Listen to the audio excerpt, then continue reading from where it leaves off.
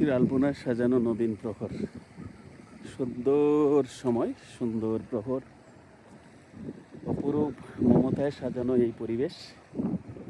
এই পরিবেশ দেখলেই মনে হয় সুসভ্য সুন্দর এক দেশের নন্দনকানন, যেখানে মানুষের ভালোবাসা, মানুষের বুদ্ধিমত্তা, মানুষের সৌন্দর্য, মানুষের চিন্তা, সুশীল চিন্তা সব একত্রিত হয়েছে। নবীন কবিতা রচনা করেছে মানুষের প্রাণে। সেই সুন্দর প্রহর থেকে আপনাদেরকে অগণিত প্রীতি।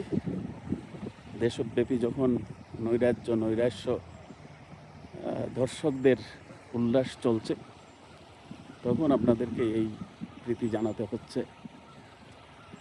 আমি যখনই কথা বলছি, যে সময়ে কথা বলছি, সেই সময়েই আমার মনে শরীয়তপুরের সেই ছোট্ট দুটি শিশুর,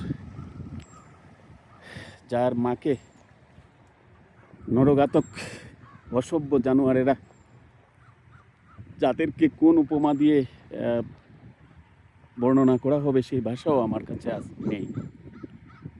এই ছোট্ট দুটো বাচ্চার মাকে দর্শন করে মেরে ফেলছে। আমি এই কথাটি বলতেও চাই না, কিন্তু এই জানোয়ারদের, মানুষের কোনো জন্ম কিনা, পশুও এখন লজ্জা পাচ্ছে এদের কাছে, এদের আচরণের কাছে। এবং এই সুন্দর প্রহর থেকে শুধু বলা যে, প্রিয় দেশবাসী, আপনারা আপনাদের দেশকে সাজিয়ে তুলুন, গড়ে তুলুন। আপনাদের দেশ ধ্বংসের দ্বার প্রান্তে চলে যাচ্ছে। মানুষের যে সম্প্রীতি ছিল, এই যে সুসভ্য রীতিনীতি ছিল, সবই ধ্বংসের দিকে যাচ্ছে। সেই জন্য বলছি, আপনাদের এই দেশ আপনাদেরকে সুরক্ষা দিতে হবে। যদি সরকার বা সরকারি প্রতিষ্ঠান আইন কানুন বিধিবিধানের পক্ষে কাজ না করে, তাহলে আপনাদের জীবন, আপনাদের জীবিকা, আপনাদের দেশ, আপনাদের পরিবেশ সুরক্ষা আপনাদেরই করতে হবে, আপনাদেরকেই এগিয়ে আসতে হবে। এই যে ছোট্ট দুটো বাচ্চা, যাদের মাকে কেড়ে নেওয়া হয়েছে, জানোয়ার, কুলাঙ্গার এবং নরপিচাসরা তাদের মাকে হত্যা করেছে জঘন্যভাবে। বাংলার ইতিহাসে বাংলার এই শ্যামল ললাটে কলঙ্ক চিহ্ন এঁকে দিয়েছে। এই কলঙ্ক জানি না কবে শেষ হবে। সময়, প্রকৃতি খুবই নির্মম। আপনারা এগিয়ে আসুন, না হলে একদিন হয়তো এই পাপ, এই অপকর্ম সবার জীবনকে গ্রাস করবে।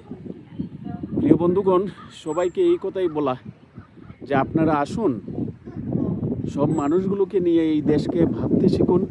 দেশের উন্নয়ন তথা মানুষের জীবনের সুরক্ষার জন্য আপনারা এগিয়ে আসুন।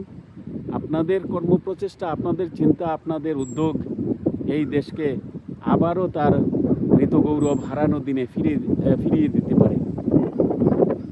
আপনাদের দেশ, আপনাদের প্রতিষ্ঠান, আপনাদের রাষ্ট্র, আপনাদের রাজনীতি আপনাদেরকেই সুরক্ষা করতে হবে। কারো পক্ষে করা সম্ভব নয়। বর্তমান সরকারও কি করছেন আমি জানি না। এই ভদ্রলোকের কাছে অনেক আশা করেছিলাম। তিনি নবীন প্রজন্মের মানুষ, তিনি নতুন চিন্তার অধিকারী। একটি প্রজন্ম গ্যাপ রয়েছে। তিনি হয়তো এই প্রজন্মের মানুষের প্রত্যাশা বুঝেন, এই দেশের প্রত্যাশা বুঝেন। সুস্থ সুন্দর রীতিনীতি ছাড়া কোথাও কোনো সুসভ্য জাতি গড়ে উঠতে পারে না। আমাদেরকে এখন অসভ্য জাতির দিকে নিয়ে যাচ্ছে কিছু সংখ্যক মানুষ, কিছু সংখ্যক দর্শক। এদেরকে মূলোৎপাটন করতে হবে। এই রাষ্ট্র ব্যবস্থা এদেরকে মূলোৎপাটনের ব্যবস্থা যদি না নেয়, তাহলে তাদের অস্তিত্ব পর্যন্ত বিপন্ন হয়ে যাবে।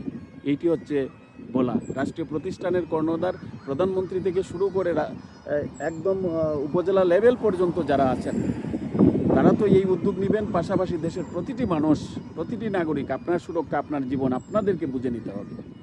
আপনার শিশুরা যেন আর এইভাবে তার মাকে হারাতে না হয়। এই ছোট্ট দুটি বাচ্চা শরীয়তপুরের জাজিরা উপজেলার চিৎকার করে পুলিশ স্টেশনের সামনে এসে বলছে, হায় ভগবান, আমার প্রতিটা শব্দ মনে হচ্ছে হৃদস্পন্দনকে বন্ধ করে দিচ্ছে।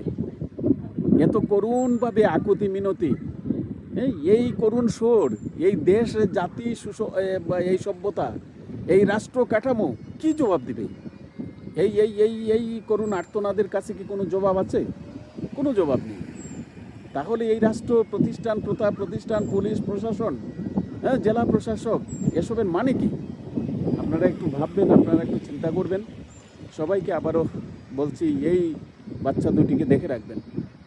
এই দেশের প্রতি যেহেতু তাদের যেন এমনিতেই তো অভক্তি অশ্রদ্ধা তো হয়ে গেছে, তারপরেও যেন এই দেশকে তারা একটু অন্ততপক্ষে দেশকে ভালোবাসতে পারে সেই ব্যবস্থা।